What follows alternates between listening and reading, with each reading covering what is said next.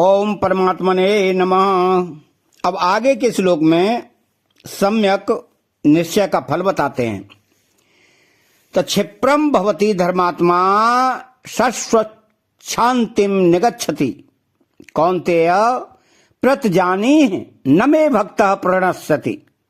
अर्थात क्षिप्रम भवति धर्मात्मा, वह तत्काल धर्मात्मा हो जाता है, अर्थात महान पवित्र हो जाता है।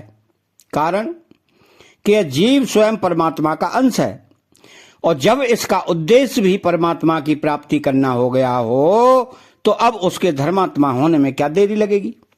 अब वह पापात्मा कैसे रहेगा, क्योंकि वह धर्मात्मा तो स्वतः था ही, केवल संसार के संबंध के कारण उसमें पापात्मापन आया था, जो कि आगंतुक था।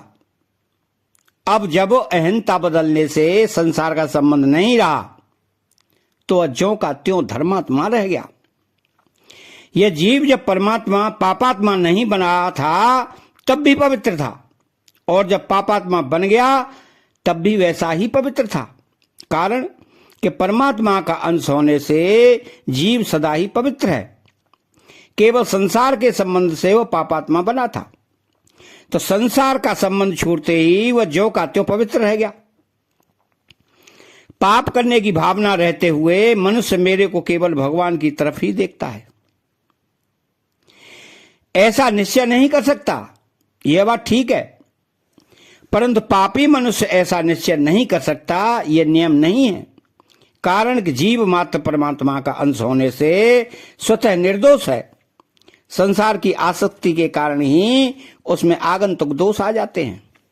यदि उसके मन में पापों से घृणा हो जाए और ऐसा निश्चय हो जाए कि अब भगवान का ही भजन करना है, तो बहुत जल्दी धर्मात्मा बन जाता है। कारण कि जहां संसार की कामना है वहीं भगवान की तरफ चलने की रुचि भी है। अगर भगवान की तरफ चलने की रुचि जम जाए तो कामना आसक्ति नष्ट हो जाती है, फिर भगवत प्राप्ति में देरी नहीं लग सकती, वह बहुत जल्दी धर्मात्मा हो जाता है। इसका तात्पर्य यह हुआ कि उसमें जो यत्किंचित दुराचार दिखते हैं वे भी टिकेंगे नहीं। कारण कि सबके सब दुराचार टिके हुए हैं संसार को महत्व देने पर, परंतु जब वह संसार की कामना से रहित होकर केवल भगवान को ही चाहता है तब उसके भीतर संसार का महत्व न रहकर केवल भगवान का महत्व हो जाता है। तो भगवान का महत्व होने से वो धर्मात्मा हो जाता है। यह एक सिद्धांत है कि कर्ता के बदलने पर क्रियाएं अपने आप बदल जाती हैं। जैसे कोई धर्म रूपी क्रिया करके धर्मात्मा होना चाहता है तो उसे धर्मात्मा होने में देरी लगेगी, परंतु अगर वह कर्ता को ही बदल दे, अर्थात मैं धर्मात्मा हूं ऐसे अपनी अहंता को ही बदल दे, तो बहुत जल्दी धर्मात्मा बन जाएगा। ऐसे ही दुराचारी से दुराचारी भी मैं भगवान का हूं और भगवान मेरे हैं ऐसे अपनी अहंता को बदल देता है तो बहुत जल्दी धर्मात्मा हो जाता है, साधु हो जाता है, भक्त हो जाता है। तात्पर्य यह है कि मनुष्य जब संसार शरीर के साथ मैं और मेरापन करके संयोगजन्य सुख चाहने लगता है तब वह कामात्मा बन जाता है, और जब संसार से सर्वदा विमुख होकर भगवान के साथ अनन्य संबंध जोड़ लेता है जो कि वास्तव में है, तब वह धर्मात्मा बन जाता है। तो साधारण दृष्टि से लोग यही समझते हैं कि मनुष्य सत्य बोलने से सत्यवादी होता है और चोरी करने से चोर होता है, परंतु वास्तव में ऐसी बात नहीं है। जब स्वयं सत्यवादी होता है, अर्थात मैं सत्य बोलने वाला हूं ऐसी अहंता को अपने में पकड़ लेता है, तब वह सत्य बोलता है, और सत्य बोलने से उसकी सत्यवादिता दृढ़ हो जाती है। ऐसे ही चोर होता है, वह मैं चोर हूं ऐसी अहंता को पकड़कर ही चोरी करता है, और चोरी करने से उसका चोरपना दृढ़ हो जाता है।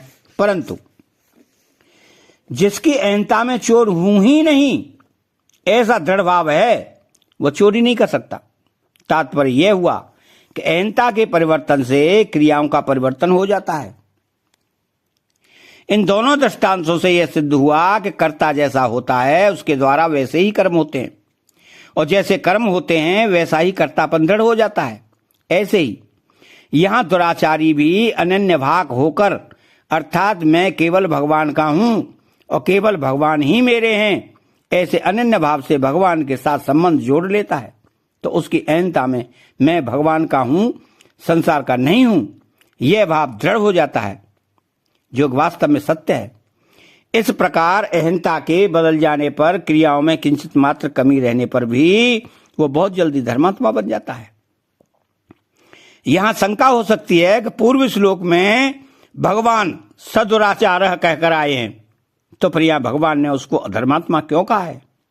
इसका समाधान है कि दुराचारी के दुराचार मिट जाएं तो वह सदाचारी अर्थात धर्मात्मा ही होगा। अतः सदाचारी कहो या धर्मात्मा कहो, एक ही बात है। तो सस्वच्छांतिम निगच्छति, केवल धार्मिक क्रियाओं से जो धर्मात्मा बनता है उसके भीतर भोग और ऐश्वर्य की कामना होने से उसको भोग और ऐश्वर्य तो मिल सकते हैं पर शाश्वती शांति नहीं मिल सकती।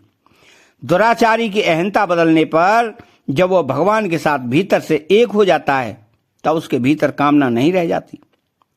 असत का महत्व नहीं रह सकता, इसलिए उसको निरंतर रहने वाली शांति मिल जाती है।